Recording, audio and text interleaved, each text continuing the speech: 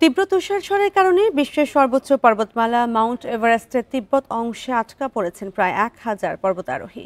প্রতিকূল আবহাওয়ার মধ্যেও তাদের উদ্ধারের চেষ্টা চালাচ্ছেন উদ্ধারকর্মীরা। বান্ডেল থাকলে প্রতি সেনমানিতে টাকা বাঁচবে। বিকাশ সেনমানি বান্ডেল কিনে জিতুন প্রতি লেনদেনে।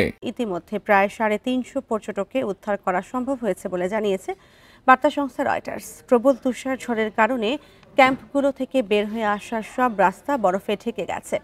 ভূপৃষ্ঠ থেকে 4900 মিটার উচ্চতায় অবস্থিত ওই এলাকায় বরফ সরিয়ে প্রবেশপথ পরিষ্কার করতে উদ্ধারকারী দল মোতায়েন করা হয়েছে। তাদের সঙ্গে কাজ করছে কয়েকশো স্থানীয় গ্রামবাসী। শনিবার তিব্বতের ব্লু স্কাই রেস্কিউ টিমের কাছে সাহায্যের আবেদন জানিয়ে কল করেন আটকে পড়া পর্বতারোহীরা। তারা জানান, প্রবল তুষারঝড়ে তাদের বেশ কয়েকটি তাঁবু ভেঙে পড়েছে। অনেকেই হাইপোথার্মিয়ায় ভুগছেন। এরপরই এভারেস্ট ওই এলাকায় টিকিট বিক্রি ও প্রবেশ বন্ধ করে দিয়েছে স্থানীয় টিংরি কাউন্টি ট্যুরিজম কোম্পানি।